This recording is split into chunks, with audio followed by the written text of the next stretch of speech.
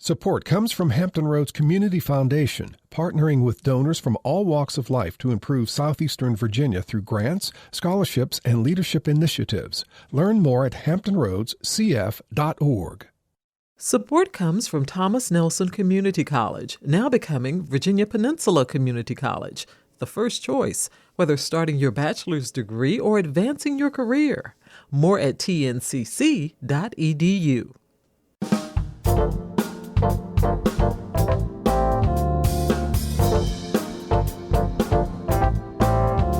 Good afternoon, everyone. I'm Barbara Ham-Lee. In 1973, the Supreme Court ruled 7-2 that the Constitution protects the right to abortion.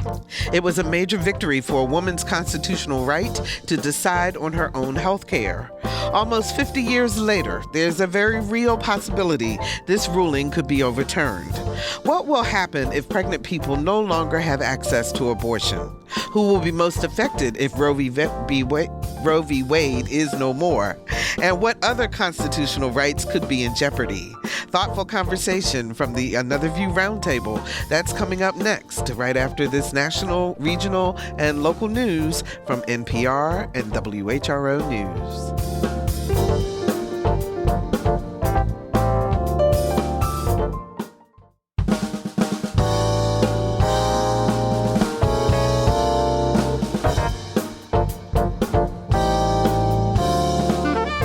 Discussing today's topics from an African-American perspective, this is Another View.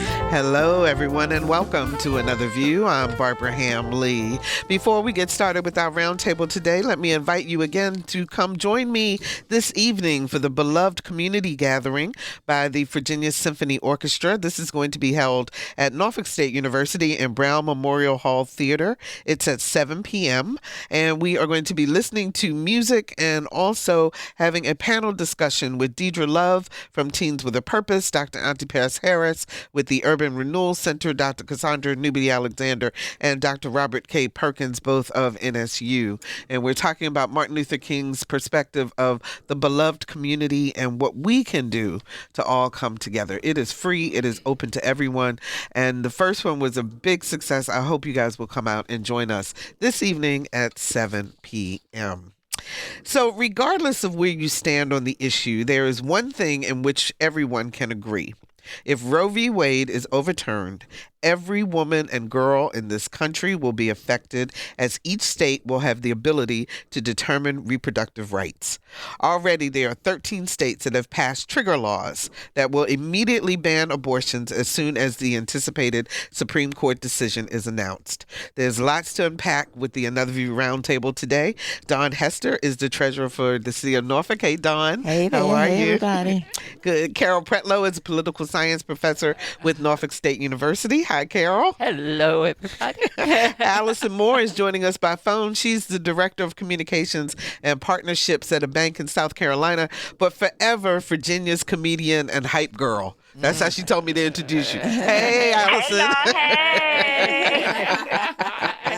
And we have a special guest pundit with us this afternoon. Gayleen Knoyton is a healthcare outreach specialist, political consultant, and president of the Hampton NAACP, and we welcome her to the table. I'm happy to be here. Yes.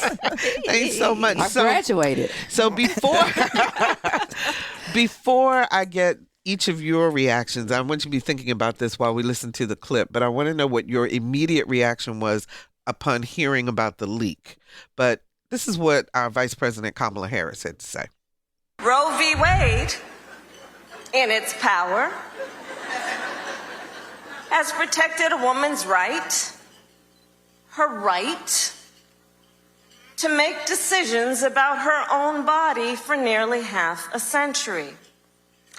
If the court overturns Roe v. Wade, it will be a direct assault on freedom, on the fundamental right of self-determination to which all Americans are entitled. Roe protects the right to access abortion. It also protects a woman's right to make decisions about what she does with her own body. Now, that was at Emily's List. It happened the evening of the leak of the draft decision by the Supreme Court, and the vice president went on to say, "How dare they? How dare they decide to make that decision?" Dawn, what was your reaction when you heard it? Okay, so the leak part, I still want to know which side it came from. Because somebody wanted somebody to know for a reason. To hype us up? To hype who up? What was the purpose? There was a reason for this. So now that we're hyped, okay, of course I was disappointed because, and I looked beyond Roe. As a black woman, I looked at my freedom as a black person. When you start taking away freedoms, one, there are going to be more. And we have a Supreme Court that appears to have no problem with taking away more. We have state legislatures that have no problem with taking away more. So, Roe, yes, it's been in place since I was 16. Understood. Why? Because there's a push for it. But there's a push for a lot in this country to take away from people like me, like us. And that to me is the bigger picture. And I don't want us to miss the big picture, focusing in on Roe. On that particular thing. Roe is big. Roe is number one. But that means there's more coming. Mm-hmm. Allison, when you're on the other end of the spectrum in terms of age, how did it impact you when you heard it? I'm not sure if the age piece impacts my feeling about it, but when I heard it, I wasn't surprised. To me, it didn't feel like it was something that was new, and I just have a different feeling about it kind of anyway, and then from maybe some of you all. But as I shared with you before when we talked about this in the summertime, I've had an abortion. Mm-hmm. Now, I'm not, somebody that's walking around like I am very glad that I was able to get the abortion. I wish I was not in the circumstances. I just wish I would have made different decisions so I wouldn't have had to even get pregnant, right? Mm-hmm. But I'm so glad that I was able to get an abortion. Now, I will tell you that there was a season of my life, especially when I was radical in my faith, that I would have stood outside like, no to abortions because I also, I grieve for the unborn children, right? Mm-hmm. But I appreciate my ability to make those decisions. However, I also know as little black Allison, I'm not even ever in the habit of trying to, I just feel like we're playing defense, and I think we need to play offense. How I feel is not going to make a change, and I know that that's like really triggering for some of you all. Like, no, we shouldn't think like that. But my perspective is okay. If this falls through the pipeline and they take away our right to have an abortion, now what? And so I asked myself, what are you doing to help the people like you, Allison, that wish you wouldn't have gotten in a situation that you then had to make the decision that you made? What are you doing? Well, what I'm doing is through my career. What I'm doing is through the content that I put out to hopefully help with self-esteem, to hopefully help infuse more resources in my community and in other ways to play offense, because this abortion issue is going to happen. I mean, it is what it is. And then like what Dawn said, you start with abortions, what else is next? And it's going to go to contraceptives. It doesn't stop. And that's where I think that our men, our brothers need to speak up too, because y'all need to realize this is not just a women's thing. Men benefit just as much as women benefit from abortions. And I don't know what they think is going to happen to this gray area, but it's going to get real black and white real soon. But I got a whole lot of thoughts, but because I can't look at y'all in the face, I don't want to overtalk, because you know that's what I do. That's okay. Back in when it's my turn. I've been preparing. Y'all. My underarms is sweating, and I'm nervous. Okay, next. Do not be nervous, and we will be coming back to you frequently. Carol, you've experienced life just because of the longevity in which you've been with us. Oh, thank you for reminding me that I'm old. But seriously, I mean, you've experienced like pre-Roe and post-Roe. So what was your reaction? My reaction was anger, because first of all, even though unfortunately I have been in the position to have had an abortion, the reality is that people are looking at their economic situation as well. These same people who are saying, oh, no to abortions, you need to give birth, are they there to feed, house, clothe, and educate. When those bills and that legislation comes before Congress to expand child care and give help for people who are homeless, these people are saying no. So why now, and why do they think that this is a panacea for everything? It's not. It just, and all it is okay, then I'll go in the dark alleys and go to somebody who can do the abortion. Gayleen? Well, first of all, when I heard it, I thought it was a setup. And I still think it's a setup. You know, if you think about the insurrection on January 6th, and you think of everything has transpired since 2016, this was no surprise to me whatsoever. No. I think it was a setup. It's set up for the midterm elections. It's set up to go after the ballot box. It's all of that. But what's important that we need to understand that racism is the root to this. Roe versus Wade directly impacts maternal health because the majority of our women are dying on the table delivering a baby. I mean, a lot of women are. Black women are 3 to 4 times likely to miscarry or have a baby die by delivering a baby than a white woman. Mm-hmm. And that's because the doctors do not listen to our black women that are pregnant. They don't listen to them. They think they can experience a higher amount of pain than the average person that are pregnant. Mm-hmm. So, and then you got the economic and the social economics of all of this, social justice behind this taking away Roe v. Wade. And frankly, I think it's a form of genocide. Wow. And then when I say form of genocide, so explain that so that people will understand exactly where you're coming from. Not a form of genocide because of the babies. Okay, I'm talking about in terms of women dying while delivering the baby. And I understand when people say, well, you know, it's the baby's lives or whatever. But when I tell you that that a black woman or brown woman are 3 to 4 times most likely to die. Yeah, maternal death is a very real thing. It's real. So that's why I say the genocide part of it. I experienced abortion. Mm-hmm. You know, I know what it's like as a young woman, didn't have any direction. Didn't know where to go. And if it wasn't for someone that told me about Planned Parenthood, I would not have known what to do. Mm-hmm. You know, and I was not in a position where I could have a kid, wasn't with the right person, whether I needed to have a kid anyway, and didn't know how to make those decisions not to be with it because I was young learning, right? So when I talk about we are at risk, our women are at risk across the board behind taking away Roe v. Wade. But our black women, brown women, and especially the poor, it's going to cause them to go to alternatives that's not going to help at all. Exactly. So it was curious to me why it felt like everybody was all of a sudden so surprised.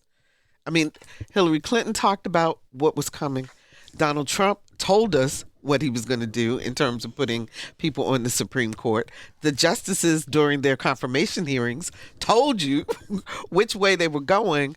But as soon as the leak comes out, then now all of a sudden there's a push. Is it too little too late, Dawn? Of course it is. Of course it is. Well, I'm going to say some of the justices lied about what they would do. Mm-hmm. Okay. So that, to me, is a big issue, right? Mm-hmm. Because the Supreme, Court justices, they're supposed to be elevated in their character and all those types of things. But we got liars up there. Okay, so you got liars on the Supreme Court. We know we have liars in all branches of government. Excuse me, y'all, but you got to call it what it is. You can't say they saying untruths. They lying. And when you lie, we don't know how the circle is going to evolve. Mm-hmm. But yes, we were told what to expect and what was coming. I don't think we anticipated coming this fast. Mm-hmm. I agree with Gayleen that it's a setup for November for voting. And for those of you who know all of us on this panel, we try to tell everybody to go vote all the time and help you understand why it's important to vote. And we're going to have to talk about that in this conversation at some point too.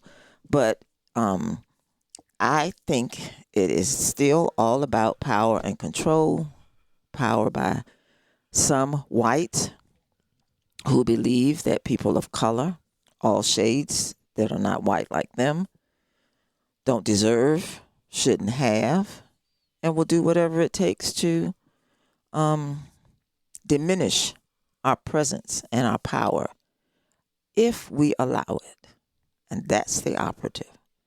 If we allow it, we are supposed to be now so much smarter because of all the things that we've come through that we can't let other people diminish what we know is us just wanting to live and be able to be successful and raise our families just like everybody else. So are we paying attention, Gayleen? No, excuse me, Gayleen. No, that's okay. She's right. No one's really paying attention to the impact until it happens to them.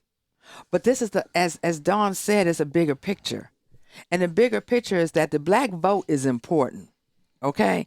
And so whatever they can do to disenfranchise our votes and cause all kinds of different distractions, they go after the ballot box. And we try to encourage people, this is the reason why you need to go and vote. If you look at it, women are already persecuted if they miscarry. Okay. That's self-persecution. If they miscarry or have a stillborn baby. So now you have that's that self-persecution. But then if you're in a situation where you cannot, if you were raped or in a situation or incest, you're forced to have this baby.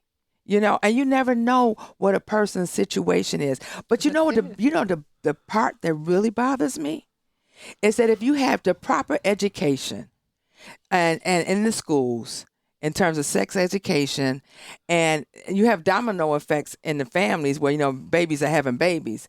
But if you had resources to help with that, then you wouldn't have an issue with abortions the way that it is. But women are having children older now too. They're becoming more educated and they have older. But then let's talk about the underserved, population. Mm-hmm. The education piece and resources is so key. You have it on the front end, but it's not there because it's constantly being diminished.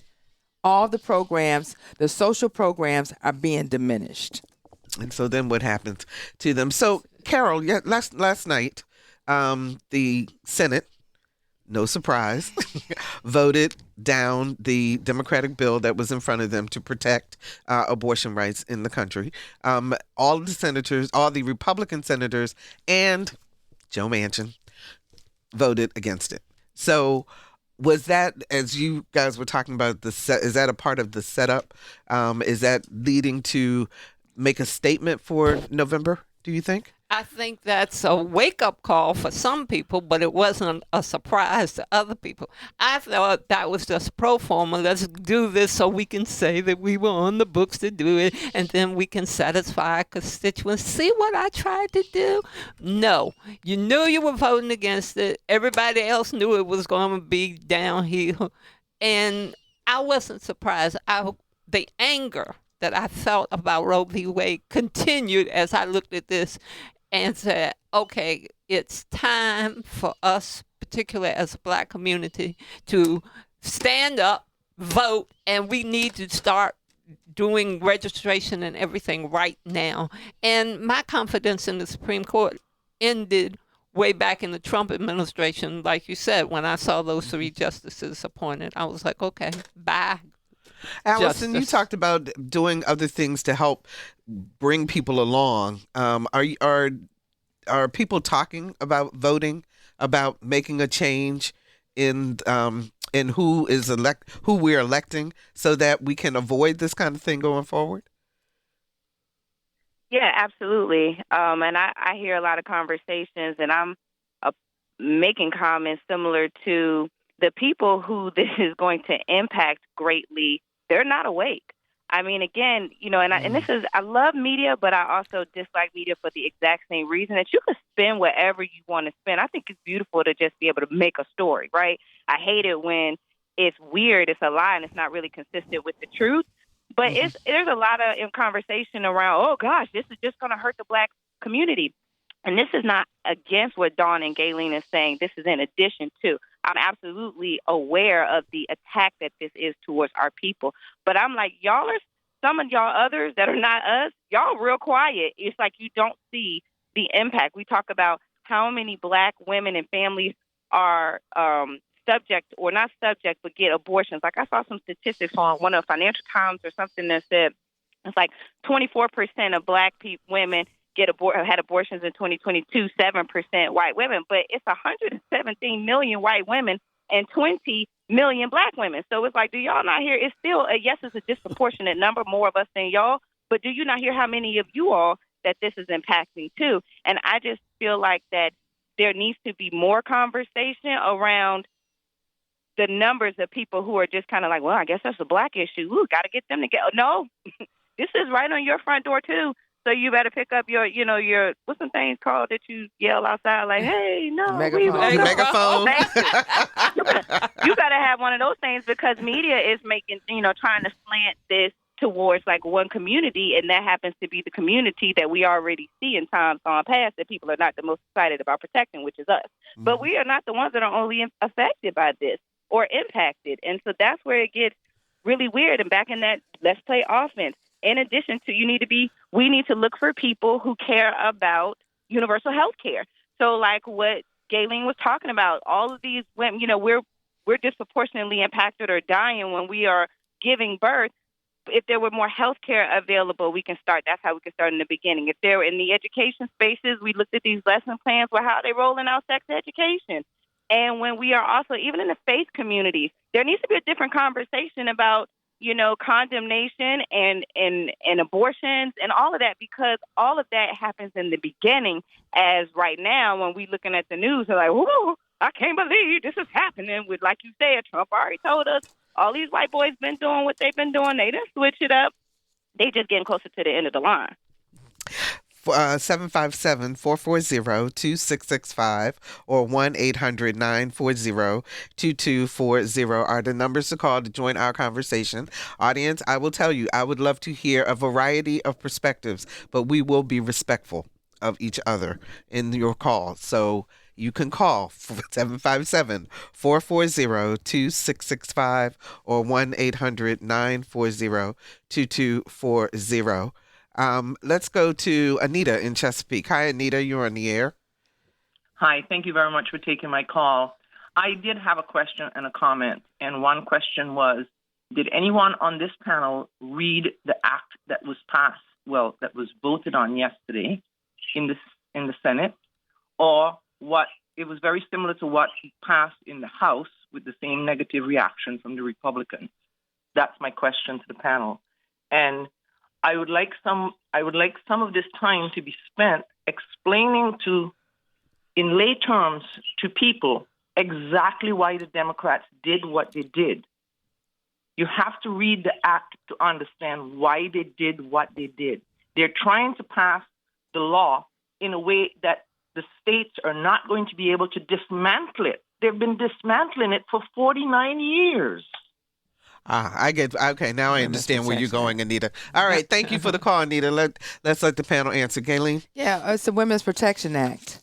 And that's exactly right. This is the Women's Protection Act, and yes, I did read it. Matter of fact, I talked to a couple of the congressional representatives about it, and that's why they passed it. So the states could not do that. It will protect the women across the board with it, and that's so key. And it's sad that it failed in the Senate, but I understand there's another plan that's going to be coming about too. Yeah. But we needed to be talking about it more. Putting a little bit more pressure on. Well, and then the Republicans also said that they felt that it was overreaching, that it took away everything that in terms of laws that are already on the books around Roe v. Wade. In other words, they were saying that the bill in the Senate was so far-reaching that they felt it got rid of everything else. Like, for instance, you couldn't have an abortion in late term. That was not included, and things of that nature. So they said it was too far-reaching, was their reasoning. Okay, so I'm conservative. I think it was too. However, I think that when we are trying to, the purpose of yesterday was to get people on the record. You have to be on the record to speak to it. Mm-hmm. And when I say I thought it was far-reaching, it's probably because it was written real fast. It had been in place for a while, but there are some aspects of every bill that I have ever voted on in legislation that had bits and pieces that I didn't agree with. But you have to look at the larger picture. And the larger picture in this bill that was voted down was for women to have rights everywhere in every state. And that's why I thought it was important to pass it, because what they're doing is stripping it away. You know, I find it so interesting that women are, there is a group of women or a section of women in this country who seem to be okay with our rights being taken away when they fought so hard to get the right to vote, to get the right to. But let me just say this. These are the same women that voted for Trump. Okay. Let's talk about it. Let's talk about it. These are the same women that voted for Trump. You know, they sat there and said, oh, well, no, our rights is not going to be taken away and this, that, and the other because he told us or whatever. And we thought they was going to go vote for Hillary, and that didn't happen. They went and voted for Trump, and they played a lot of games with that as well. But let me just say this. If you think that Roe v. Wade being overturned is going to stop abortions, it's not. Because it's going to be the haves. That's going to be just like the Jane Network, the underground network that they had in Chicago, and they got outed because they were only serving white women underground, giving them abortions, and then they had to end up serving black folks black women after they got outed. The haves, and that was pre-Roe. That was pre-Roe. The haves will still have abortions because when that white daughter get pregnant by a black man, do you honestly think that that baby gonna be born? It's gonna be underground. I want to jump into that. Yeah, Go ahead. I want to jump in on that too, Barbara, because I don't want to paint the black man as that's the worst case scenario that makes somebody go get an abortion. But I do agree with what Gayleen is saying. When it's going to come up to the surface and to the head that black people are not the only one affected. Right. So, or that this is, coddling or whatever. So then the realization, the light bulb is going to come on. And that's kind of the point that I was trying to make before. The air quotes Trump supporters and those people in that bracket with that mentality, they are looking at media who is given this perceived issue that this is this is against black people. They don't see this is you and your cousin and your sis. Boo. If nobody can get an abortion, that means you, Billy Bob, and your kids that are doing it to each other and getting pregnant are not going to be able to get abortions too. It's going over their head. But it's strategically embedded. That evil is in the media. It's really being perpetrated right there before our very eyes, and some people are confused. And so whereas if you racist and you think, oh, yeah, this is going to hurt the black community, that's what you're riding for, and you don't realize, oh, wait, this is my own gun I'm about to kill myself with. If you're just joining us, we're talking about the future of Roe v. Wade with the Another View Roundtable. Norfolk City Treasurer Don Hester, political science professor Carol Pretlow, political consultant and president of the Hampton NAACP Gayleen Knoyton, and Virginia's clean comedian and hype girl Allison Moore. 757-440-2665 or 1-800-940-2240. Tony joins us from Virginia Beach. Hi, Tony. You're on the air. Hello, Barbara. Hello, panel. How are y'all? Hi. We're good. Okay. I just wanted to make a comment by saying, as a African American male, I do feel as though there needs to be a responsibility on us. Mm-hmm. I'm in my mid-50s, and I don't have kids by choice as a heterosexual male. Mm-hmm. And I do feel as though there are some educations I did have. My father, he did sit down to me and told me about the birds and the bees. And having that responsibility of a child that carried me throughout my years, but not having a child. I do believe in Roe versus Wade, absolutely. But I do think that a lot of responsibility needs to be on the male by saying, nope, can't do it. Just can't do it. No, can't do it as in... No, can't do it as having a responsibility. I think in a lot of times that in the black community, a lot of it falls on the black woman. And it's not all her fault. Hey, it's 50-50. It takes the black male to, somebody or the male to, help out with that child coming into this world. But I think it is responsibility for us to say, you know what, have contraceptions, do some things to avoid having a child, if that is the case. Got you. Thanks so much, Tony. Go ahead, Carol. And I said, that feeds back on what Gayleen was saying about more education, both in every aspect of the educational system. People talk about, well, little baby, 3rd, 4th grade don't need it. Yes, they do. My parents talked to me about it very early. Of course, I said, okay, y'all are crazy. This doesn't happen. But anyway, it starts there. in high schools. And why is it that people resent having sex education courses in high schools and in junior high schools, colleges? This needs to be done. And maybe historically black colleges, maybe we should take the lead and say, let's have some workshops, because we are directly affected. Workshops, planning groups, informal discussions. It needs to be done. It needs to be done at elementary.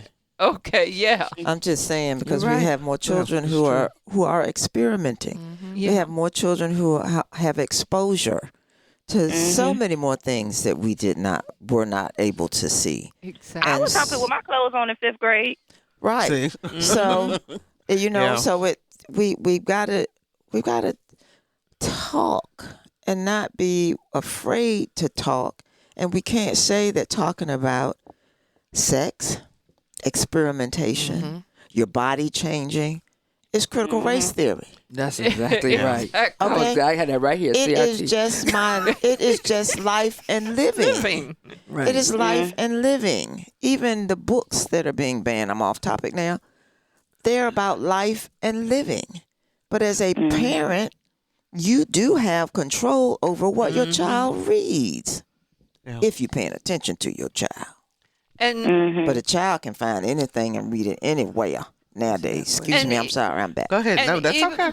Even if your child, and I shouldn't say this because I'm not a parent, comes to you with something that is uncomfortable, now is the time for you to buckle down and answer the uncomfortable questions of your child, because only a parent knows individually what a child is thinking, what their experiences are, and how they are likely to react. And then if they react unknowingly like I did as a child, then you have the responsibility to say, no, calm down. This is what's happening. And maybe groups of parents, after they go individually, can get together and then talk to people, teachers and administrators. Well, this is what we need to do. Well, let me just say this. Hang on, Allison, I'm coming to you. Let me just say this. That's if the parents know how to parent. There you go. Okay. Okay. So we Forgot goes that. back to education again. It's a domino effect. Okay. And no, when I refer to, a white girl getting pregnant by a black male, that was just an example. It could be Hispanic. It could be anybody else. I know. But my point is this, is that it's an education all around. If the people out here marching for pro-life would say, we're going to put programs in place for all of our children, okay? We're going to do parenting skills. We're going to provide jobs. We're going to change the economic system. We're going to make healthcare better, because we know that public health is racism. Racism is a public health crisis. And everything goes around health. And we're not going to call babies illegitimate. I'm sorry. Exactly. No, we're not doing that. No, we're not doing that. Allison, you wanted to add in?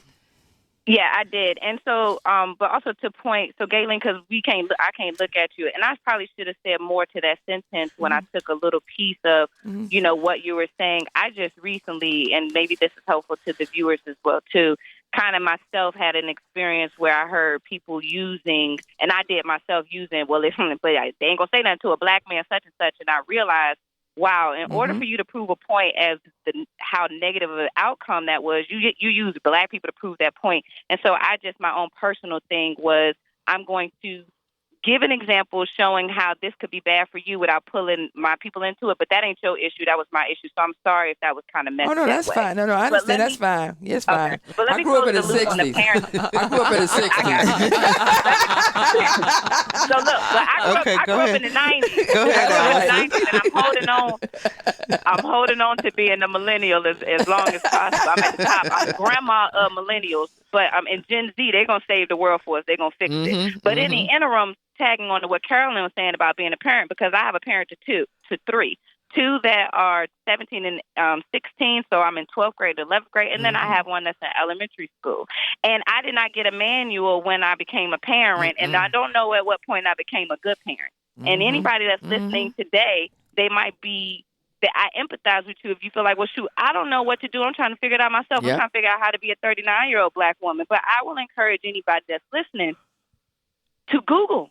I mean, it sounds so simple, But go ahead and say, how do I talk to my teenagers? Because we got some weird teenagers, y'all. I get it. Oh, So say, how do I tell talk to my me about it. teenagers about sex? How do I talk to my introverted child about sex? How do I talk to my extroverted child about sex? At what point, what are signs that says my middle schooler needs to have the sex conversation? How can I talk to an elementary school student about sex without getting too weird? Like, we can really access those resources, y'all. We don't have to wait and play defense. That's Because true. these kids need to know. And you don't have to wait for somebody else to do it for you. You need to really do it for yourself. But when you Google it, you got to make sure it comes to the right the right one. fact. Yeah, but that's how you start. I mean, if you don't have the auntie that you can trust, if there's nobody, I think it's each one reach one. I'm blessed to have the community. My mom is in heaven. She was the only child, but she had great friends, so I got great aunties with a godmom. So they say to me, they're watching my back. They're checking my blind spots. They're saying, hey, girl, I saw this on the news. I saw this social media. Did you ask your kids about this? Talk to the babies about this. Have you seen this? Yeah. And so that prompts me. I'm like, oh, shoot. Should I be saying something? Because, again, like I said, when I was home in the summers, when I was in 5th grade, 6th grade, 7th grade, nobody told me these things. And we were humping with our clothes on until we took our clothes off when I was at 8th grade and 9th grade. That's And I right. didn't have that piece That's of right. that said, hey, girl, you're beautiful. And guess what? You could be popular without humping. The value of you is not to be somebody's girlfriend. It wasn't even about kids. It wasn't even about having sex. Right. And so that's a part of the information that I try to encourage my community. I'm still figuring out this political thing. But the social good that I'm doing that I feel like is a small part in the play offense is I am committed to helping girls that look like me know you are more than having sex, because the outcomes of sex is not just kids, it's STDs and it's everything else. But if we all do something on that end that causes friction in the pipeline of, oh, shoot, somebody realized I'm pregnant and now what's what, then that's when we can really say we did something and we helped. So when these decisions, when people are making decisions on our behalf, not even asking us how this affects us and really don't care, we can at least know that we were doing some things to contribute to making it better before it got to somebody else making the decision on my behalf. Okay. Let's talk to Marina in Chesapeake. Hi, Marina. You on the air? Hello, my name is Rena. And it's Rena. I'm sorry. Go ahead. Yeah, that's okay. I do appreciate a lot of this conversation. I have my husband recently wrote a book. It's called Killing Them Softly. And it's the focus of it is to do with genocide. But interesting that you mentioned that. I think it was you. And I just questioned. I think it was something like genocide for the mother, the pregnant mother. But I guess what I was understanding, genocide really comes in when the unborn child from a, let's say, African-American community, the focus of abortion in the history of it may have been genocide toward the rape. Is some of the studies that I've been reading through. So I guess I would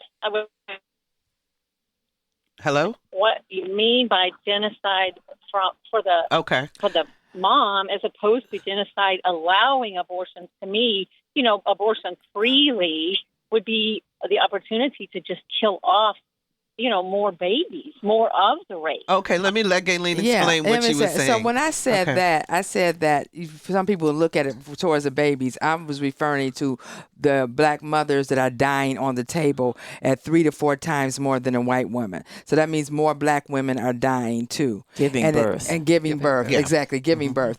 But I also want to say this. It's a decision that a person makes to have an abortion, a woman makes. It's not like everybody walking around saying, well, I'm going to get pregnant, then I'm going to kill the baby. Nobody's thinking like that. They're not thinking like that. They have to make this decision, that this is what's best, what's going to be the best thing. Because I've been in that position twice. Yeah. I know the emotional breakdown behind all of that. So I know exactly where that is, but I'm referring to the mothers who are not being listened to by the doctors. I'm referring to the mothers who have to make decisions on whether to have an abortion or whether they are in a situation where they can't have the child because of their health or something like that. Yeah. It's all kinds of different things that plays to it. But I'm just saying it'll be more women dying is what I'm saying. More women will be dying. Thanks for the call, Rena. We appreciate that. Let's go to Alexis in Virginia Beach. Hi, Alexis. You're on the air.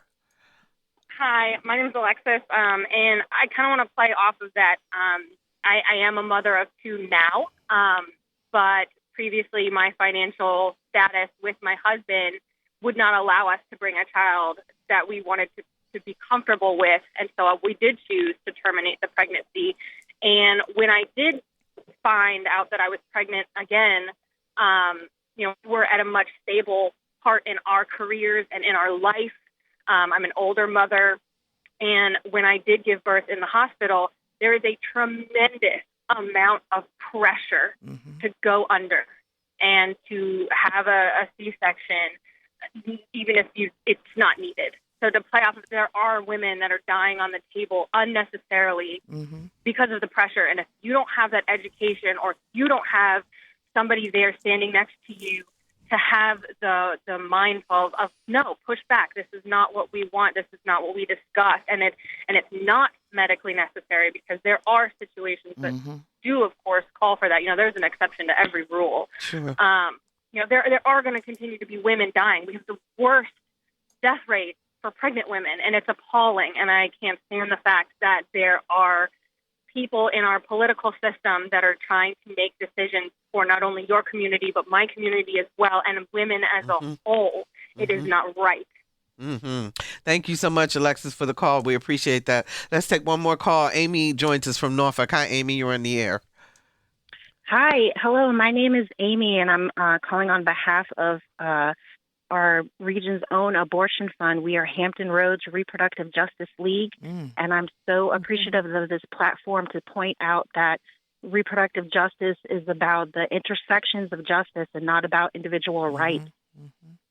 We are a new organization. We fund abortions for people traveling to or living in the Hampton Roads area.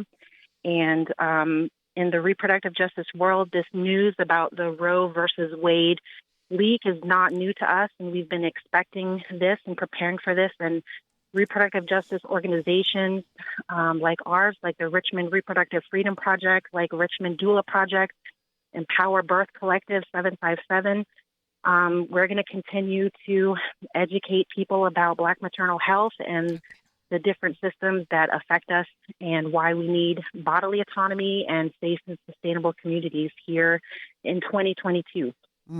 So when you explain exactly what you mean by reproductive justice versus the individual rights. Right. So the framework that we've been living on, since Roe v. Wade is protect our individual rights, protect abortion rights, but you can't look at that singularly. You have to see the whole framework of things, and it's environmental justice, economic justice, housing justice, social justice. All of these things take away our bodily autonomy. Our country has a rich history of owning people, and still in 2022, there are people in the United States that have more choices over their body than other people in the same country, and we have to abolish that. Got you. Thank you for the call. We appreciate that. To Amy's point, Dawn, and you mentioned this a little bit earlier. So some of the other rights that we need to be thinking about that could disappear should this happen. What would be some of the other things that you could think of that might be affected? Well, the one that's most important to me is voting. It's already being diminished state by state. So you see, if we have a Supreme Court who is pushing things down to the state level for the decisions to be made, then here we go. We're already going to, have challenges coming up in the elections that are coming up. People are going to challenge it. We know we have the most secure election system. If you listen to the facts, not to the pundits. If you listen to the facts, we have the most secure election system in the world. And so, to me, that's the first one, and the most important one, because that's the one that allows us to participate in our levels of government, from the school board to the council to the state and to the federal. And so that's the most important one. But Gayleen, I know you are so immersed in the whole political process, but to me, the most fundamental thing is that people don't pay attention. Like, for instance, we're going through the redistricting. And the number of maps that have been sent back to states to say this is, illegal, what you're trying to do in terms of drawing lines so that Republicans can only get in. and disenfranchising the black vote. If I'm not mistaken, isn't the Voting Rights Act like one of the only ones that has never been fully ratified as a law? That's correct. We always have to go back every so many years to re-ratify. Talk to that from a fundamental way for us to be able to function in this country. Well, it goes back to voting, as Don said, making sure you have the right representatives in office. How do we get people to feel that? Well, you know what? The one thing about it is that everyone has tunnel vision. What's happening in my house and not what's happening in my community. So you still have to make it personal. You can't say, oh, we got redistricting and gerrymandering and this is why you need to go vote. You got to say like this, your kitchen table is on the ballot. Okay, you're not going to be able to go out there and feed your kids. You have to make it personal to that person, find out what's important to them. One-on-one conversations is very important. We talk about the Ukraine thing. I'm going to go off subject a little bit. And I get it. We getting all this money over there, but this is also about strategic warfare for the United States. The United States, Russia takes over the Ukraine or whatever, that can impact them and they can have more power. It's already impacting us. It's impacting already. But so I'm just saying it's a bigger picture, but you got to bring it home where it's going to be relatable to that person, because you just can't say like voting people died for your rights. That's old. You can't say that no more. That's old. It's the truth. Wait. It's the truth. Wait. It's the truth, though. It's history. It is history. However, but it's old. But today, you got to make it personal. But hold on, because I got to hear from Allison on this one. No, Galen is preaching to my choir. I'm over here like moving ahead. You right. We got to make it personal, and I think conversations like this help to make it personal. With you all are bringing in the facts and say, hey, this is how it affects you. This is your kitchen table. And we were talking about like some of the rights that are going to be taken. Even still in line with the abortion thing. The next thing is contraceptive. This needs to be personal to you, sir. This means she can't get on birth control. You like to have sex with no contraceptive. Like, come on here, hello. Make it personal. This is how these decisions on a big level impact you, and that's the part of strengthening the education, because some people strategically want to keep some people ignorant and unaware, and that's strategic warfare too. And as we encourage each other to learn and reward each other for being smart, and stop making people feel bad for being a geek and going to things and listening to shows like this and things like that, the light bulb will come on, and then we will be infusing each other. But real quick, y'all, guess what? Listen.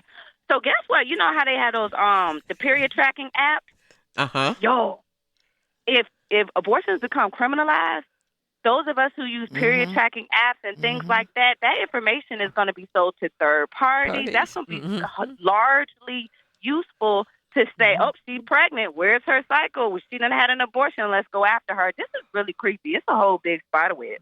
Just wanted to insert that random piece of information. Thanks for listening. Y'all, this is a hot topic, Barbara. I know. You told me that you were triggered by this. So we've only got 5 minutes left in the conversation. Can you believe that? I know the hour just flies by. So, Carol, I'm going to start with you. What is something that you want to tell people that they need to think about, seriously think about, and what should we be doing at this point as we watch what's about to come? Okay, for me, the serious note is what next and what you need to do next. And that means it starts with understanding the issues, evaluating the pros and cons, and registering to vote. I don't care how embarrassed you might be that you haven't voted in the past. No, nobody care about that. Do right now and get out there and vote. And for each person that is voting, you take somebody and say, okay, this is what you need to do. Each one, teach one. That's my goal. That's Carol Pretlow. She is a political science professor at Norfolk State University. Allison, what do you want to say?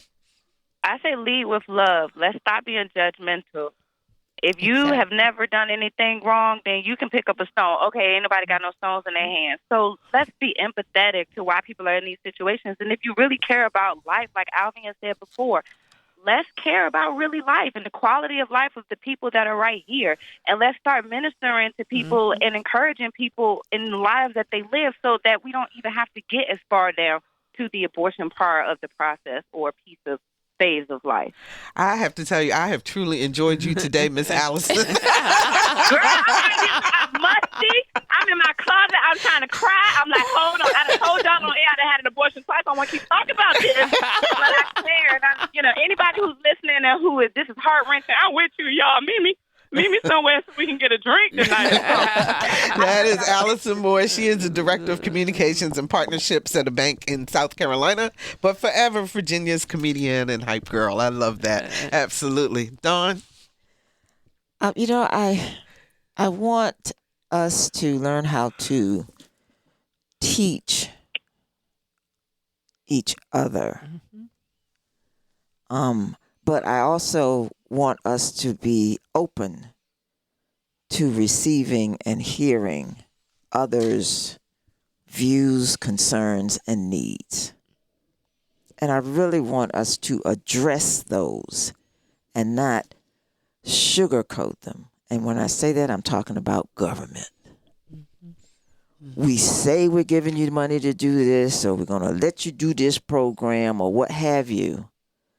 But I really want people in office or in organizations or in churches, wherever, to help the people that they touch, contact, to grow and to be better. One of the things we say, y'all know me in church. Church is supposed to change lives.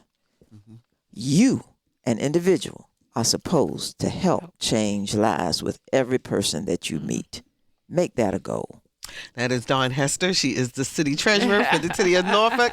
Thank you, Dawn, as always. And we'll let our guest pundit, Gayleen Knoyton, who has just brought it today, to have the last minute. I just want to say, remember, there's no regulations on men's bodies whatsoever.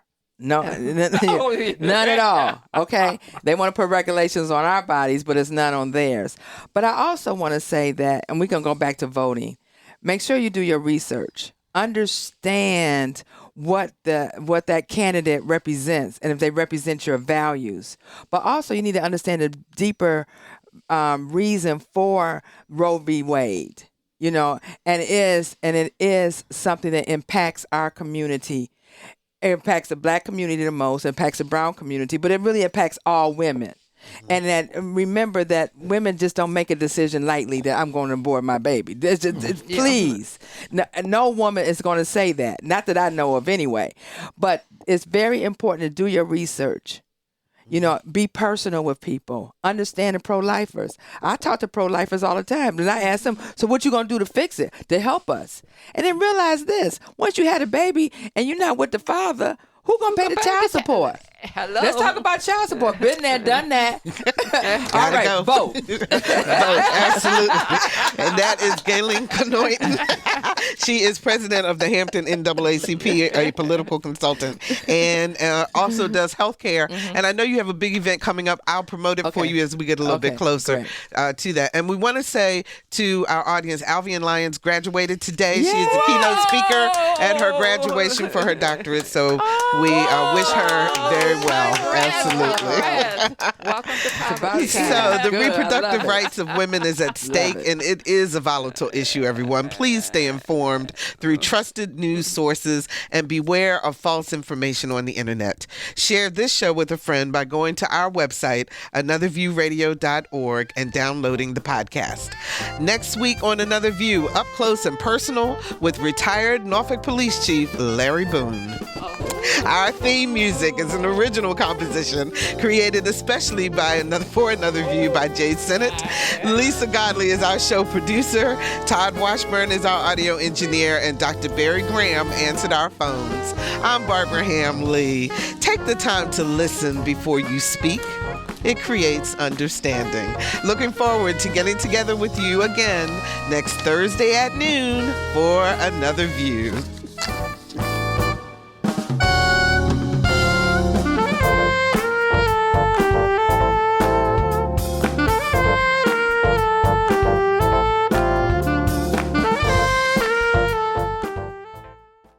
Support comes from Hampton Roads Community Foundation, carrying out your charitable wishes forever, whether it's helping shelter animals, feeding the homeless, enhancing the arts, or supporting students.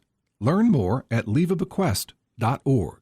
Support comes from Thomas Nelson Community College, now becoming Virginia Peninsula Community College, the first choice to start a bachelor's degree since tuition is 1/3 the cost of four-year schools. More at tncc.edu.